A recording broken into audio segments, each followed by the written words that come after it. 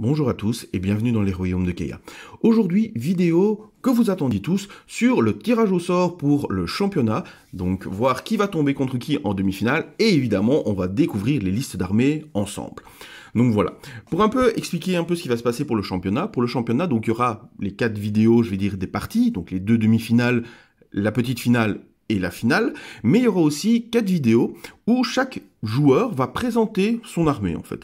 Donc voilà, il va vous présenter un peu pourquoi il l'a choisi, comment est-ce qu'il l'a peinte, dans quel but il l'avait créé, et ainsi de suite. Donc aujourd'hui, on va survoler les listes d'armées, mais elles vous seront expliquées évidemment avec les tactiques, parce que je ne connais pas les tactiques spécifiques qu'ils ont mis en place, dans les vidéos futures, avec les joueurs eux-mêmes. Voilà. Donc, 4 armées, hein, comme vous pouvez voir autour de l'ordinateur, on en voit déjà 3 parce que le 4e est en train de se cacher juste là. Ouais, il était trop gros pour se mettre sur mon ordinateur. Donc voilà. Commençons par Adrien. Adrien est venu avec une armée de Caradhran Overlord. Hop, on agrandit un peu, voilà. Donc, les Caradhran Overlord, hein, vous connaissez tous, ce sont des nains.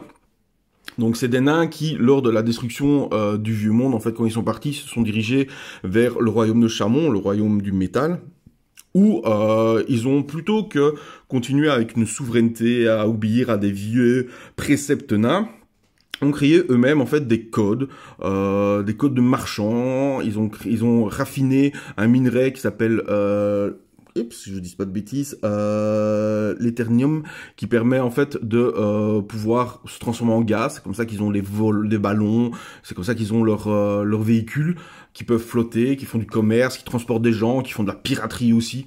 Donc voilà, ce sont des chouettes nains un peu steampunk que j'aime beaucoup. Donc, on va avoir Adrien. Adrien, qu'est-ce qu'il va jouer? Alors, il va jouer, parce qu'on ne le voit pas ici, voilà, le spatioport Barak Urbaz.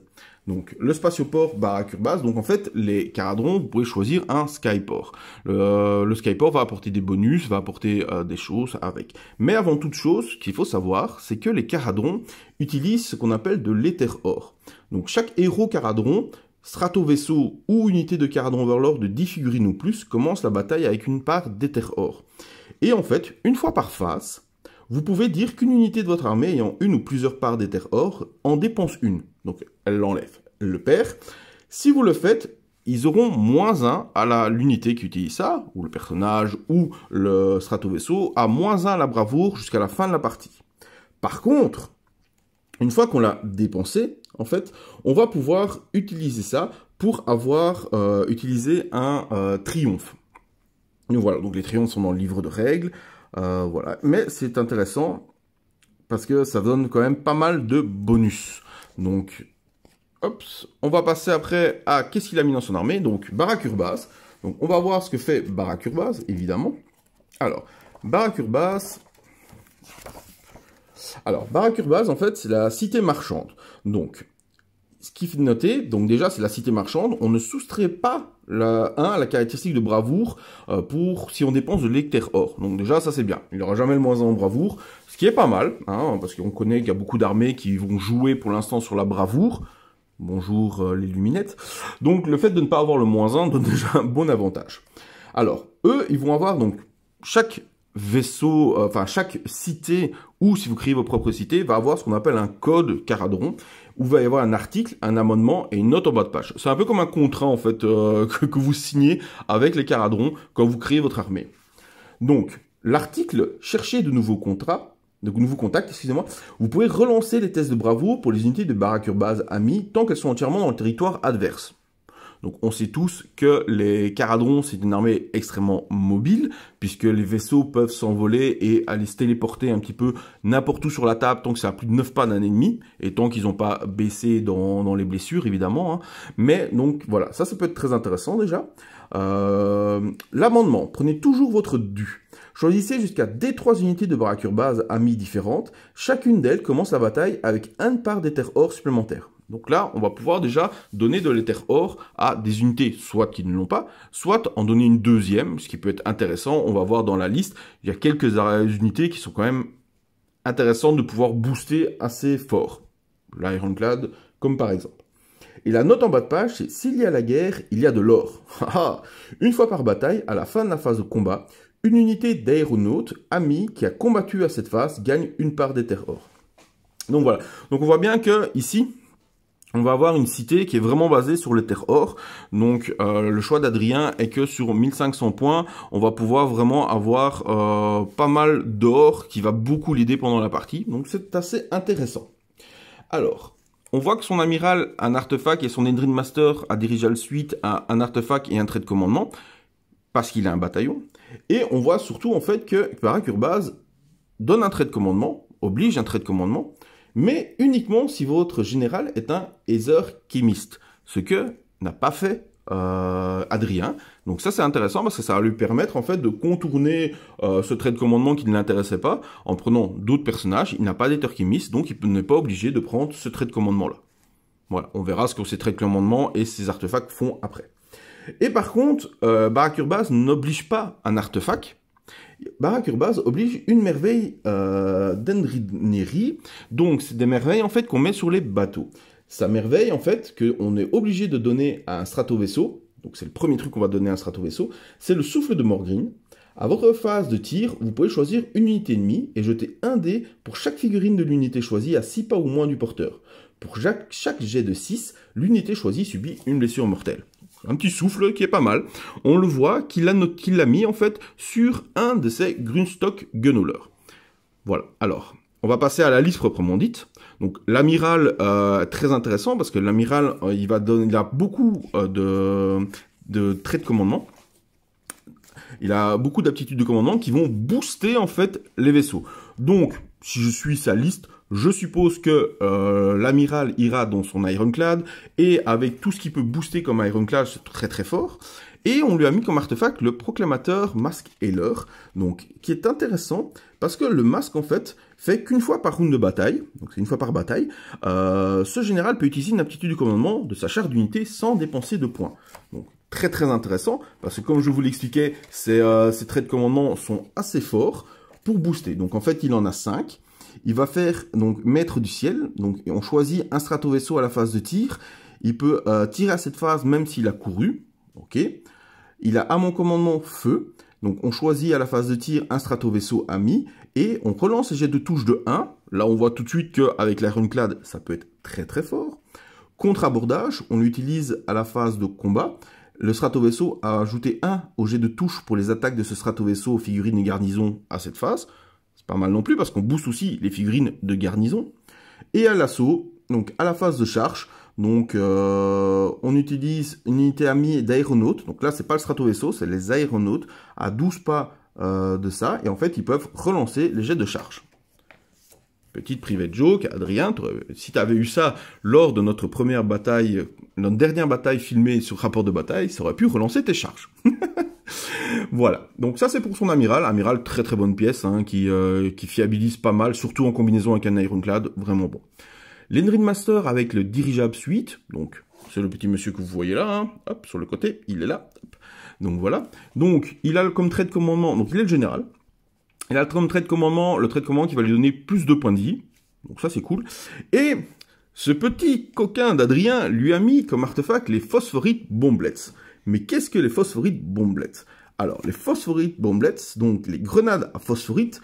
Une fois par bataille, à votre phase de tir, vous pouvez choisir une unité à 6 pas au moins de cette figurine et jeter un dé. Sur 2+, l'unité subit une blessure mortelle.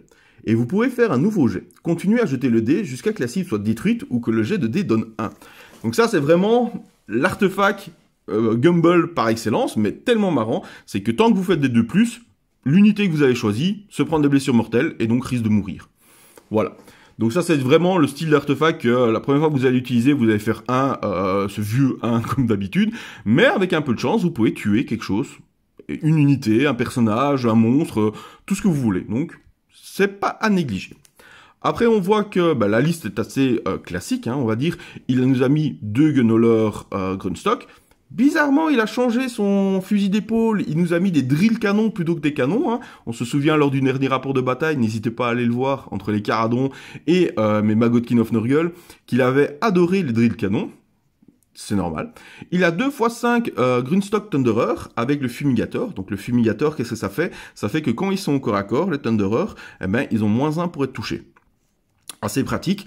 c'est des unités de tir classiques, hein, ils font beaucoup de tirs, s'ils sont engagés au corps à corps, voilà. 10 Arcanautes compagnie, voilà, hein, avec un peu de tir, un petit peu pour se défendre au corps à corps, surtout pour prendre les objectifs. Maintenant, n'oubliez pas, avec l'Ironclad et l'Enrin Master, ben ça peut faire pas mal, l'amiral, ça peut être pas mal avec les points de commandement. Évidemment, ben, l'Ironclad, hein, la pièce iconique et le meilleur des vaisseaux d'une armée de Caradhran, donc voilà. Donc lui, il a le Great Sky Cannon, excusez-moi, donc le canon qui fait des gros trous un peu partout quand il touche, et comme merveille en plus sur celui-là, excusez-moi, donc il a mis la merveille qui donnait plus de PV, ce qui fait qu'on va avoir un Ironclad à 20 PV. Pour le tomber, ben, va falloir y aller. Après, vous allez voir que ses adversaires ont de quoi le faire tomber aussi. Voilà. Il a mis un bataillon. Alors, ce qui est pratique avec ce bataillon, en fait, surtout, c'est il va commencer avec un point de commandement. Il a pu mettre son deuxième artefact et surtout, il a pu mettre une deuxième merveille. Donc voilà, donc il a pu mettre la merveille sur l'Ironclad pour le plus de PV, qui est vraiment très intéressant. Alors, sa charte de bataillon, donc l'escadrille d'escorte Grunstock, met de 2 à 3 unités de gunhauler, il en a 2, une unité Ironclad ou frégate, mais il a son Ironclad, une unité de Grunstock Thunderer, donc il va devoir préciser laquelle sera dedans, voilà, et de 0 à 3 unités Skywarden, il en a pas, mais c'est pas obligé. Et ce que ça fait, en fait, c'est qu'au début de votre phase de tir, vous pouvez choisir une unité ennemie sur laquelle ce bataillon va se concentrer ses tirs. En ce cas, excusez-moi, vous pouvez relancer à cette phase les jets de touche de 1 pour les attaques des unités de ce bataillon qui ciblent l'unité ennemie choisie. Voilà. Fiabilisé au tir, voilà, hein, c'est une armée, c'est pour ça que je disais classique Caradhran, mais c'est une chouette armée qui fait bien mal, donc c'est vraiment pas mal. La deuxième armée qu'on va passer, c'est une petite armée classique, hein, on va passer à l'armée d'Ironjo de Julien. Alors, Julien, il va jouer une armée, hop, d'Ironjo, hop, je prends le bouquin pour vous lire exactement les bonnes règles, hein. J'ai pas envie de me tromper.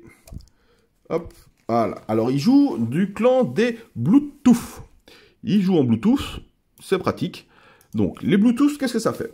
Alors, les Bluetooth, en fait, ils ont +1 au jet de course et de charge pour les unités Bluetooth. Le modificateur du jet de charge se cumule au modificateur impatient d'en découdre. Donc voilà, il joue full Ironjo. Donc c'est l'allégeance Ironjo. Je vais vous expliquer après ce que fait l'allégeance Ironjo. Donc voilà, ce qui est marrant, c'est parce qu'on a 2 joueurs Orruk Warclan ici pour le championnat. Mais vous allez voir que c'est totalement différent. Et c'est ça qui est vraiment cool. Donc voilà, qu'est-ce que fait les Ironjo? Alors, les Ironjo, en fait, donc déjà, le clan Ironjo, vous choisissez votre clan si vous le désirez. Impatient d'en découdre donne +1 au jet de charge aux unités amies. Donc ça veut dire que avec les Bluetooth, il va avoir +2 en charge, +1 à la course, ce qui est vraiment fort. Hein. Il est fou allié, donc à la fin de n'importe quelle phase, si une ou plusieurs blessures ou blessures mortelles ont été infligées à cette phase à une unité d'Ironjo se trouvant à plus de 9 pas d'une unité ennemie, cette unité se déplace d'un des 6 pas. Voilà, on reconnaît bien les orques, hein, on fonce dans le tas et on y va. À la castagne. À la phase de combat, après qu'une unité Ironjo est combattue, si ses attaques ont provoqué la destruction d'au moins une unité ennemie, vous pouvez choisir une autre unité d'Ironjo qui n'a pas encore combattu à cette phase et qui se trouve à 3 pas ou moins d'une unité ennemie. Cette unité combat immédiatement avant que l'adversaire choisisse une unité pour combattre à cette phase. Cette unité amie ne peut pas combattre à nouveau à cette phase, sauf si une aptitude ou un sort lui permet. Donc voilà. Donc si vous êtes sûr de détruire, hein, vous commencez par les combats où vous êtes sûr de détruire l'unité adverse, et comme ça, ça vous permet de faire frapper toutes vos unités avant. Ce qui est vraiment pratique. Hein. Pour l'avoir subi, je peux vous assurer que c'est vraiment fort. Alors, ils vont avoir l'aptitude de commandement. Si vous avez une armée Ironjo, vous pouvez utiliser les aptitudes de commandement suivantes. Redoutable destructeur. Vous pouvez utiliser cette aptitude de commandement à votre phase de héros. Dans ce cas, choisissez une unité d'Ironjo amie entièrement à 12 pas d'un héros Ironjo, ou entièrement à 18 pas du général. L'unité doit effectuer un mouvement normal si elle est à plus de 12 pouces d'une unité ennemie, doit combattre si elle a moins de 3 pouces, ou tenter d'une charge si elle est entre les deux. Voilà, donc pour un point de com, bah, vous faites un mouvement à la phase de héros, soit vous tentez une charge à la phase de héros, soit vous tapez à la phase de héros. Vraiment très intéressant. D'ailleurs, on va voir pourquoi Julien, vous le voyez tout en dessous, hein, a acheté un point de commandement supplémentaire, parce que c'est vraiment important dans son armée. La WAG Ironjo, donc on peut utiliser cette aptitude de commandement une seule fois par bataille au début de la phase de combat. Si vous avez une armée Ironjo et que votre général est un méga boss et se trouve sur le champ de bataille, dans ce cas, jetez un dé et ajoutez au résultat le nombre d'unités Ironjo amis entièrement à 18 pas au moins de votre général. Si le résultat est de 11 ou moins, jusqu'à la fin de cette phase, ajoutez 1 à la caractéristique d'attaque des armes de mêlée utilisées par les unités Ironjo amis entièrement à 18 pas au moins de votre général. Si c'est 12 ou plus, ajoutez plus 2 attaques. Donc voilà, une fois par partie, il va gueuler wouah, un bon grand coup, hein, et il va lancer un dé en rajoutant le nombre d'unités à 18 pas de lui.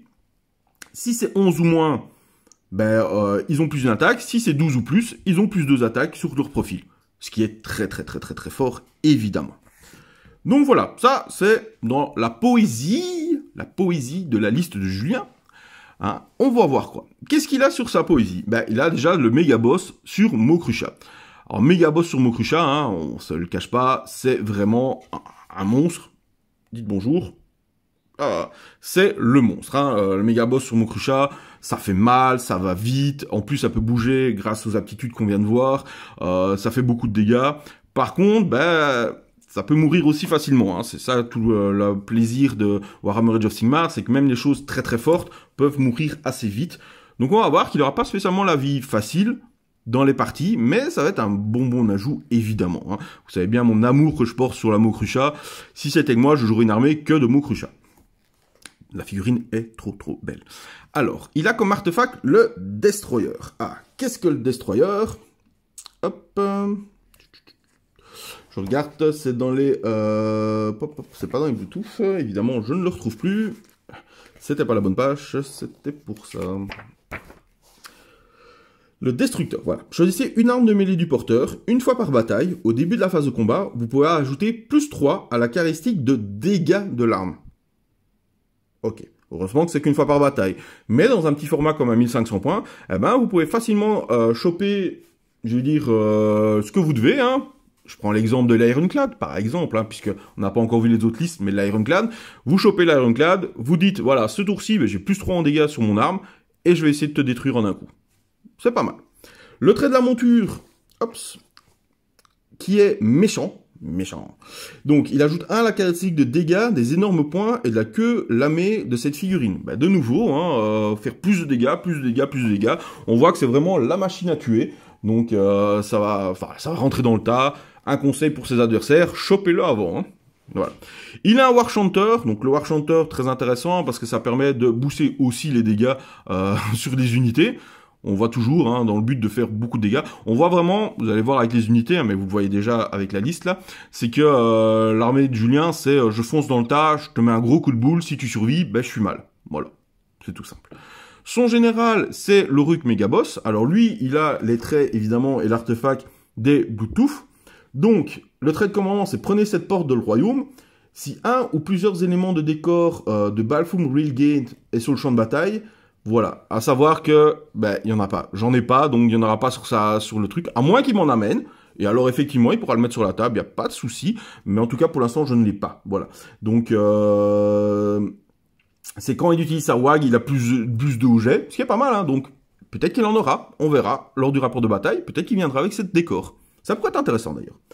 Alors, son artefact de pouvoir, c'est une fois par bataille, le porteur peut lancer le sort El Grande Main de Gork du domaine des arbres. Dans ce cas, le sort est automatiquement lancé et ne peut pas être dissipé. Alors ça, c'est très fort, parce que le Ullman Gork, en fait, c'est qu'il peut choisir une unité Ironjo entièrement à 24 pas, et à plus de 3 pas de toute unité ennemie, et il la met n'importe où sur le champ de bataille à plus de 9 pouces d'unité ennemie. Mais on a vu que ces gars, ils ont plus 2 à la charge. Donc, vous le mettez à 9 pas, ça fait une charge à 7. Donc, premier tour, il peut téléporter sa Mokrusha, il peut téléporter ses brutes, il peut téléporter n'importe quoi, et qui aura une charge à 7 sur une unité. Très fort, je pense que ses adversaires vont devoir bien faire attention. Alors, on arrive dans le corps de l'armée, ces unités. Alors, 3x3 Gorgrunta, voilà, rien à dire. Les gros cochons, ils sont géniaux, ils vont vite, ils font mal, et en plus, ils vont être accompagnés par la Gorefist. Donc, la Gorefist, c'est le bataillon point sanglant. Donc, qu'est-ce que ça fait? De 3 à 5 unités de Gorgrunta. Choisissez un Gorgrunta sur le bataillon qui sera le big boss du bataillon, qui aura 7 points de vie au haut de 5. Donc déjà, il y a un petit up pour le champion, hein, ça rajoute des PV dans l'unité, mine de rien, c'est pas mal. Et alors surtout, c'est qu'à la première phase de héros, chaque unité du bataillon qui est entièrement à 18 points au moins du big boss du même bataillon, donc le champion de l'unité, voilà, peut effectuer un mouvement normal, mais pas courir. C'est-à-dire que au premier tour, donc au tout premier tour, hein, les cochons qui ont un mouvement de 9 avancent les 3, si Julien les a bien placés, mais Julien les placera bien évidemment, avancent tous les 3 de 9 pas. Vous pouvez claquer un point de com pour encore qu'une des unités avance de 9 pas. Donc il y en a déjà une qui aura fait 18, les deux autres de 9. À la phase de mouvement, ça rebouche, donc 2 unités ont fait 18, une en aura fait 27. Plus la Mokrucha qui se sera téléportée, aura avancé, plus les brutes qui se seront téléportées, plus les charges à plus 2. Ben vous êtes presque certain, attention à votre déploiement, à vous prendre l'armée d'orques au premier tour dans votre tronche. Je pense que la partie ira vite, je sais pas contre qui va jouer, mais je pense que ça ira vite. Voilà, c'est aussi pour ça qu'on voit que Julien, comme je vous ai dit, les points de commandement sont assez importants dans son armée, donc il a son bataillon qui lui apporte un point de commandement, et il a acheté un autre point de commandement ici, ce qui lui fait 2 points de commandement pour commencer la bataille, ce qui est vraiment pas mal. On va continuer avec la 4e armée. La 4e armée qui est ici, hein, l'armée d'Eric. Alors ça, c'est une armée un peu spécifique que j'aime beaucoup. C'est une armée de Bonesplitter. C'est une armée de Bonesplitter qui n'a pas l'air comme ça. Voilà, super, voilà, quand on lit, il n'y a pas grand-chose. Mais pourtant, quand on va détailler l'armée, on voit qu'il y a quand même plein de choses. Hein. Vous connaissez Eric maintenant, qui a quand même fait pas mal de rapports de bataille sur la chaîne, qui a mené à la victoire ses hommes bêtes contre les luminettes. Donc, on voit que c'est quand même un tacticien.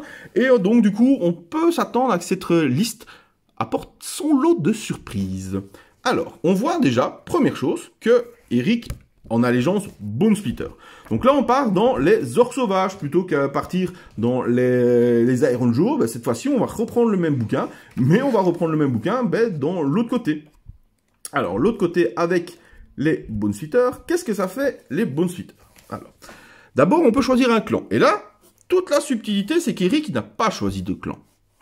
Il a préféré prendre lui-même, il fait son propre clan, donc il n'aura pas les bonus, ni le trait de commandement, ni l'artefact obligatoire dans les clans. Pourquoi il a fait ça? Je lui ai quand même demandé, hein, il vous expliquera plus en détail, mais je lui ai demandé. En fait, il avait vraiment besoin d'un artefact bien spécifique, d'un trait de commandement qu'il aime bien.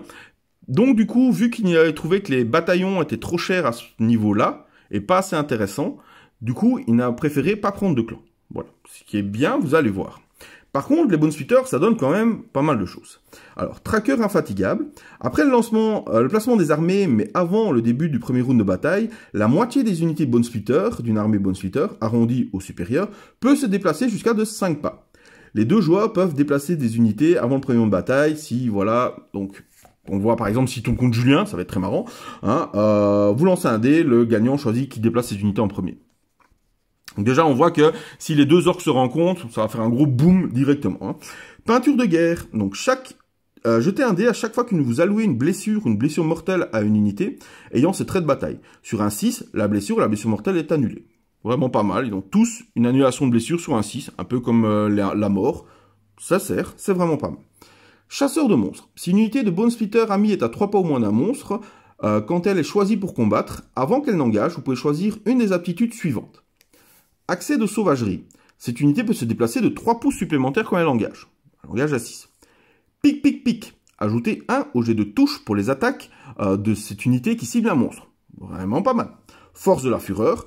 Si le jet de blessure non modifié pour une attaque de cette unité contre un monstre est de 6, l'attaque inflige une blessure mortelle à la cible en plus des dégâts normaux.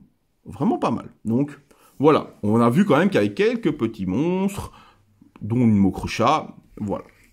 Alors, esprit de la bête, ne faites pas de test de déroute pour une unité de Bonesplitter si un ou plusieurs monstres ennemis ont été tués par des blessures infligées par l'unité en question lors du même tour. L'aptitude de commandement générique, la WAG des Bonesplitter, on le sait, les orques ne vivent que pour une WAG, donc ils ont chacun leur règle de WAG. Vous pouvez utiliser cette aptitude de commandement une fois par bataille, au début de la phase de combat. Si vous avez une armée de Bonesplitter et que votre général est sur le champ de bataille, dans ce cas, jetez un dé et ajoutez le résultat le nombre d'unités. Voilà. En fait, techniquement, c'est exactement la même chose. Hein. Donc, il lance un dé plus le nombre d'unités à 18 pas. S'il fait 11 ou moins, il a plus une attaque. S'il fait 12 ou plus, il a plus 2 attaques. Voilà. Clair, net et précis. Alors, on voit que dans sa liste, il a mis 3 sorciers de base. Le Urgork Prophète, qui va avoir comme trait de commandement Dead Cunning, rusé à mort. Donc, au début du premier round de bataille, il va recevoir des 3 points de commandement supplémentaires. Donc, voilà. Il n'a pas de bataillon, mais il va commencer la partie avec des 3 points de commandement. Ce qui peut être pas mal. On voit que l'artefact, ben voilà, c'est l'artefact qu'il voulait absolument avoir. Hein. L'artefact, le masque de gros Urgog. Alors, le masque de gros Urgog, il fait qu'à votre phase de héros, vous pouvez choisir une unité ennemie à 12 pas au moins et visible du porteur, et vous jetez 3 dés. Dans ce cas, chaque jet de 2 ou plus inflige des 3 blessures mortelles à l'unité ennemie choisie, et chaque jet de 1, des 3 blessures mortelles au porteur. Donc voilà, c'est qui tout double, c'est marrant, c'est orc, mais c'est fort. Parce que sur 2+, vous lancez 3 dés, bah, en moyenne, vous ne faites pas de 1, et bah, c'est 3d3 blessures mortelles. Ça peut faire très mal. Et comme sort, il a choisi le souffle de Gorka Morka, qui fait que s'il est lancé avec succès, choisissez une unité de Bone Splitter ami à 24 pas au moins et visible du lanceur. Jusqu'à votre prochaine phase de héros, doublez la caractéristique de mouvement de l'unité. De plus, si jusqu'à votre prochaine phase de héros, l'unité peut voler. Si le jet de lancement est un double, triplez la caractéristique de mouvement au lieu de la doubler.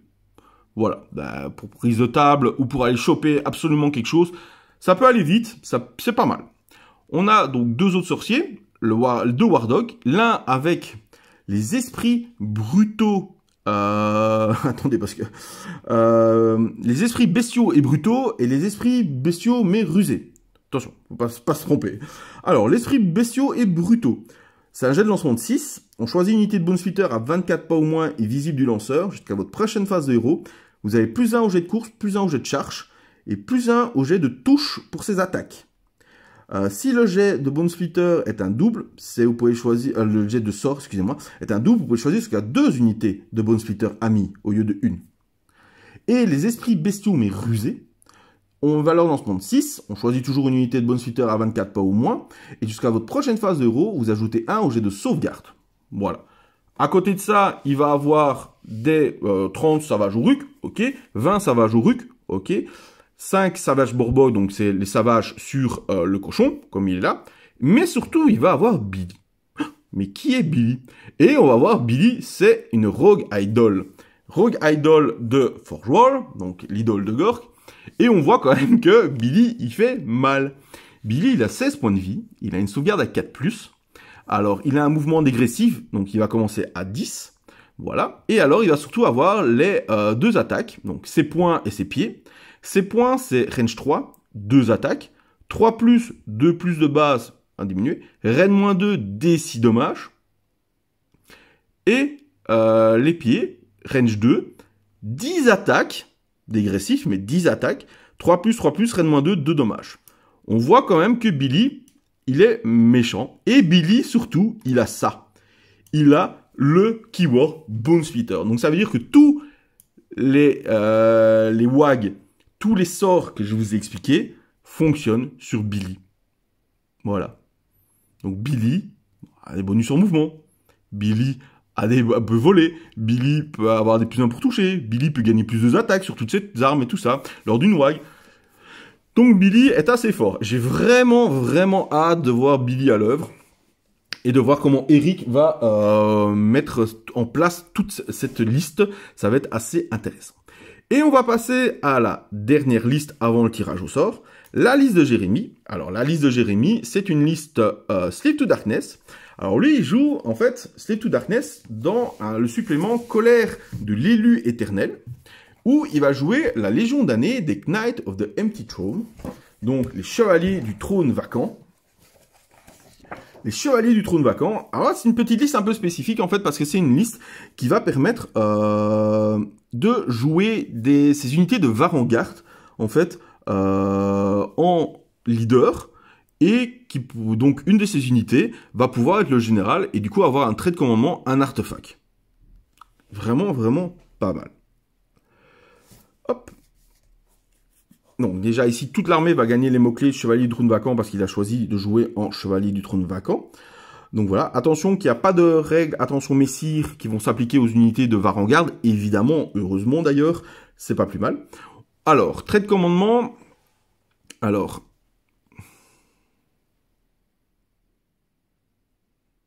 Oups. Alors, aptitude de commandement, excusez-moi, c'est pas le trait de commandement, c'est l'aptitude de commandement, voilà, je me suis un peu trompé. Donc le trait de commandement, c'est la charge d'alignation qui fait qu'on peut relancer les jets de charge d'une unité de chevalier du trône vacant mis entièrement à 12 pas au moins de ce général. Donc par rapport à l'unité, Knight of the Empty Throne, donc Varangarde qui est le général, donc la première, donc toutes les unités à 12 pas pourront relancer leur charge. C'est pas mal. Il va avoir comme artefact la plaque de constriction, qui fait que l'unité porteuse de cet artefact est éligible pour combattre à la phase de combat s'il est à 6 pas au moins d'une unité ennemie, au lieu de 3 pas au moins, et peut se déplacer de 3 pouces supplémentaires lorsqu'elle engage.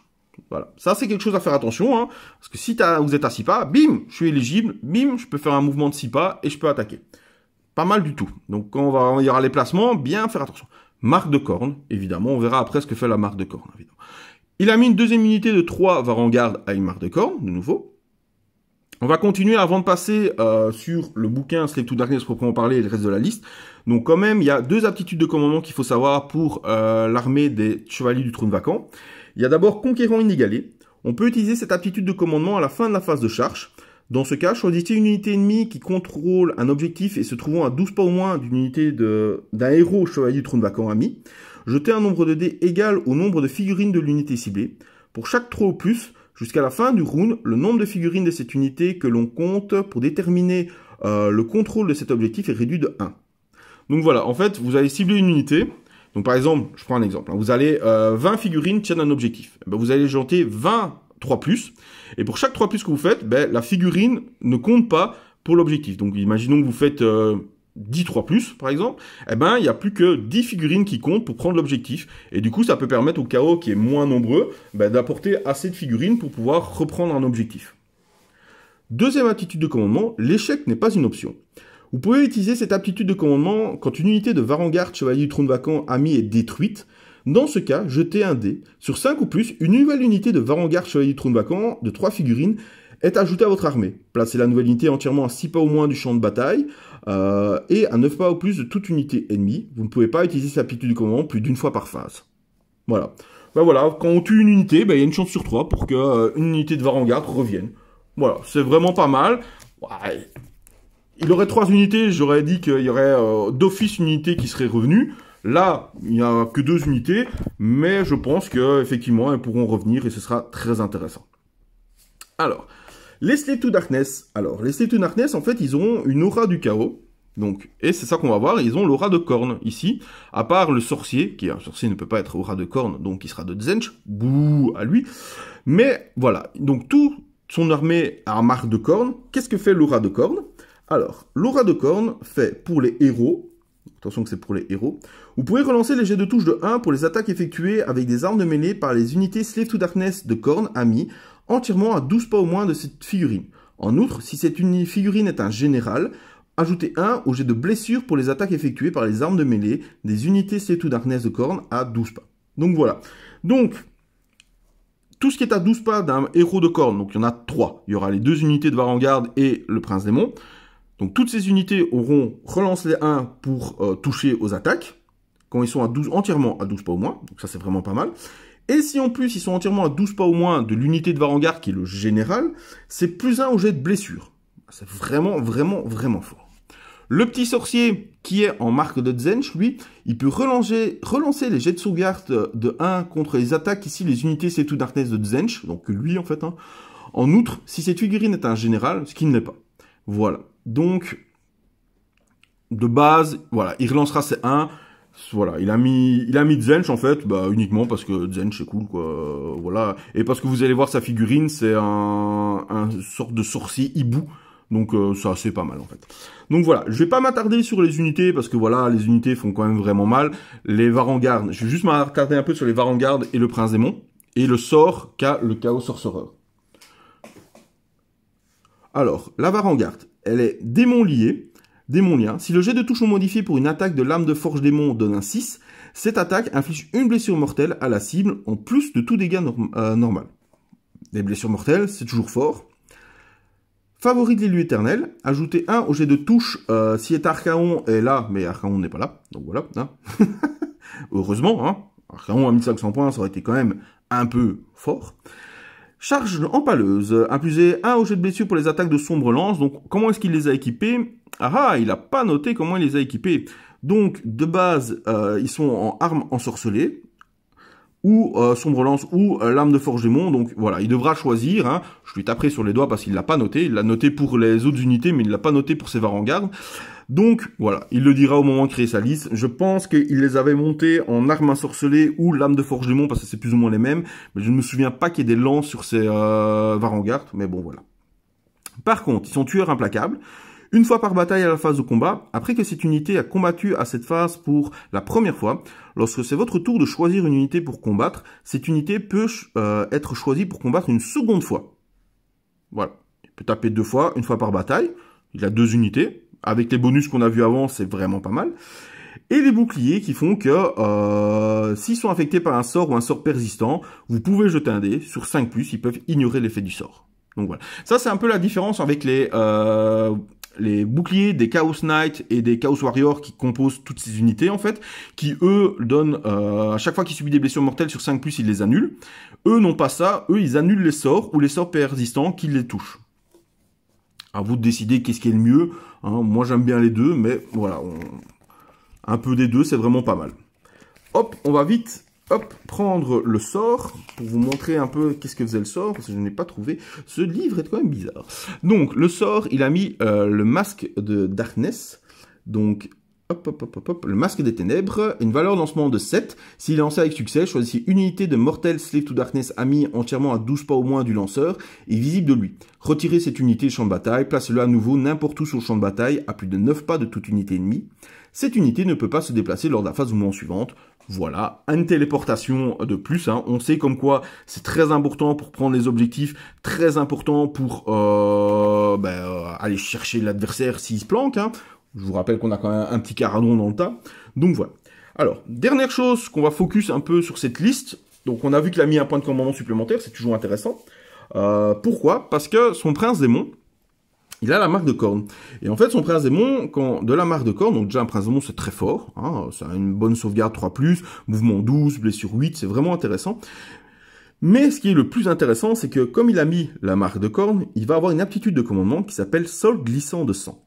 Vous pouvez utiliser cette aptitude de commandement à votre phase de héros si cette figurine a le mot-clé corne. Si vous le faites, jusqu'à votre prochaine phase de héros, les jets de course et de charge pour les unités ennemies à 18 pas au moins, et donc pas entièrement, à 18 pas au moins, de cette figurine sont réduits de moitié.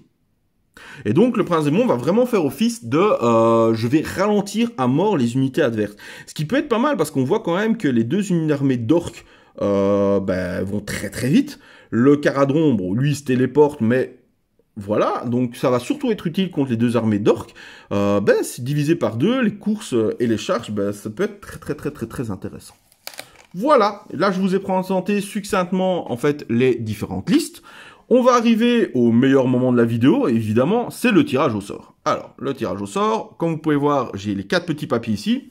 Hop, ils sont totalement mélangés. Je ne sais pas, hop, voilà, qui est qui. Et c'est parti. Hop, je prends au hasard. Hop, premier papier.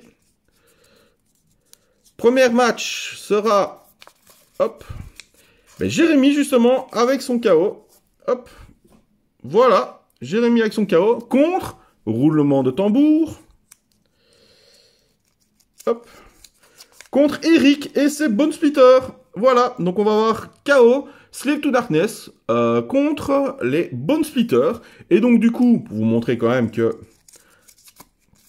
c'est de la part de la triche, hein. Julien, avec ses Iron Joe. Oh, ça va être un beau match aussi. Hein. Oh, c'est 2 belles confrontations. Hein. Contre Adrien, avec, hop, c'est Caradron, excusez-moi. Voilà. Donc, première demi-finale, Eric Bonesplitter contre Jérémy Slave to Darkness. Et deuxième demi-finale, Julien avec ses Iron Joe contre Adrien et ses Caradrons. Ça va être de très belles parties, hein. L'Iron Joe qui va très vite, le Caradron qui va souffrir, mais qui va pouvoir bouger vite. C'est les deux armées en plus qui ont des bataillons, contre les deux armées qui n'ont pas de bataillon. Qui tape fort, ça va être cool. Voilà. Alors, j'espère que cette vidéo vous a plu. Voilà, un petit peu d'explication un peu sur les listes, hein. N'hésitez pas, si ça vous plaît, à mettre un petit pouce bleu, de vous abonner, de partager la vidéo. On est bientôt à 1000. Ce serait vraiment génial si on arrive à 1000, hein, parce qu'on est bientôt à l'anniversaire, les 1 an de la chaîne.